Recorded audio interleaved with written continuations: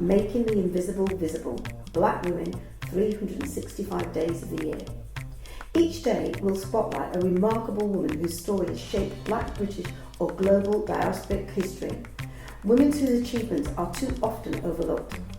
Through these daily short films, we create a living, breathing archive of leadership, creativity, resistance and legacy.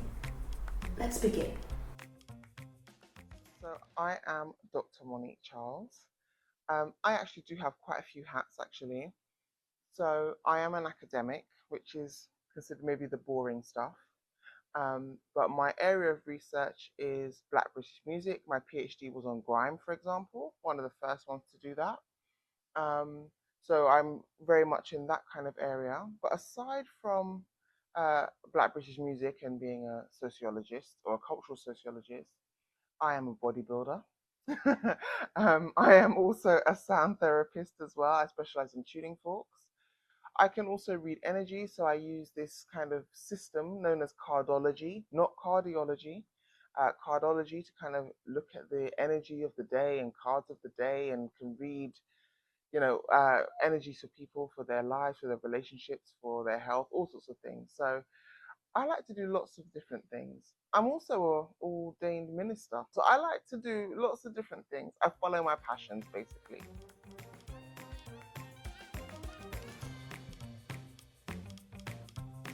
Well, I mean, there's a couple of people, but I would speak to my dad first as somebody who was very, very influential to me, because as a child, when I was in year 3, so I was about 7, my dad took me out of school to go and see his graduation. And as a 7-year-old, seeing all these people with these weird hats and these gowns and everything, it really fascinated me. And I was obsessed with getting my own hat. That was it. I wanted my own hat. And as a child, he'd be like, oh yeah, when you grow up and you go to university. So it didn't even occur to me that it wasn't an option. It wasn't like you're going to university. It was just like casually inserted and brainwashed into me. When you go, so that was influential. My parents were very much into encouraging me academically. My mum's a school teacher, so I kind of had that kind of input. And so doing the work, but starting to actually, I suppose, really believe that I could produce high-level work definitely was my PhD supervisor, who was absolutely fascinated with, you're doing this work on this stuff, this music. She was a feminist from the 80s. She liked punk, so she could kind of hear some elements of punk in the grime stuff, and she loved it. So she really, really helped to give me that self-belief that I could actually do something with this and I could actually make a difference. So in terms of people, my parents, my PhD supervisor, and yeah, also just growing up and seeing this deficit of, I'm in this culture, Black Caribbean culture, Black British Caribbean heritage culture, and I'm not seeing it replicated musically on the chart show, on Top of the Pops, on any of these kind of terrestrial things. And it was that passion for music and writing songs and stuff as a child and wanting to be involved in it, and looking and seeing there wasn't really anybody in the UK, and my culture wasn't there, and I had the study bug anyway, so it was kind of like a convergence of the two. So yeah.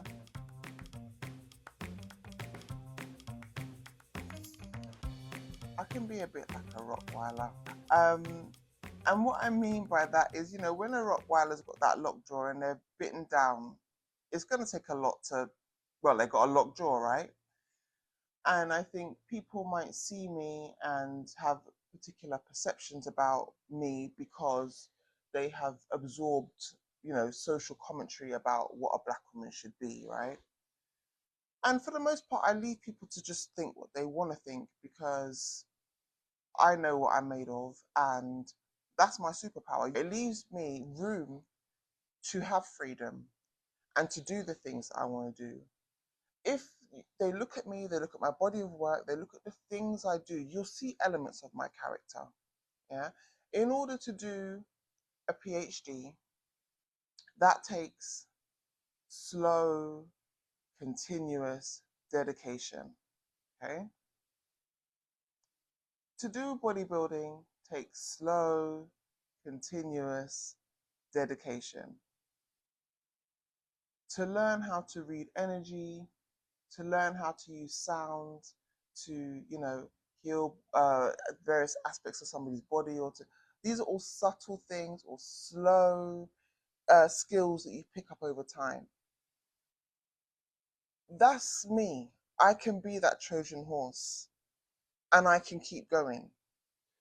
So whatever tropes or stereotypes you might have because you see me, I mean, I can be an imposing figure. I'm 5'10", broad shoulders, can be quite statuesque.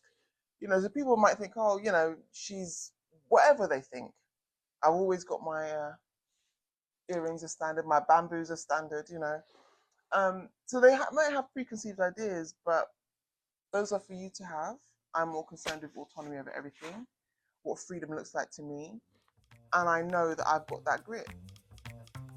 Yeah.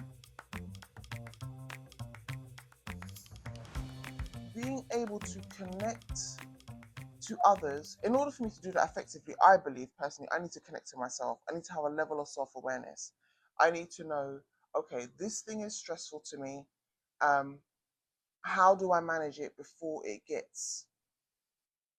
becomes overwhelming? How do I, manage these small things? So sound therapy, I do it for others, but I do it for myself. Energy reading, I do it for myself.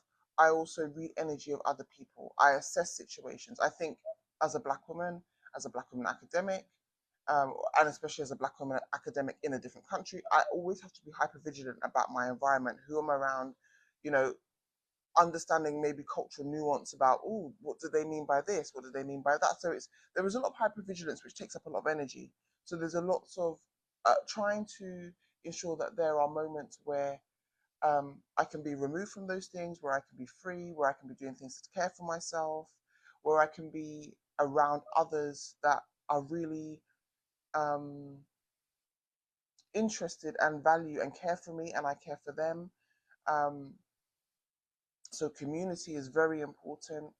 So community, my own personal practice of self-care, hypervigilance, and connection to self. Without connection to self and continually learning and understanding yourself, I think it's impossible to really access deep self-care to enable you to keep going and have that lockjaw.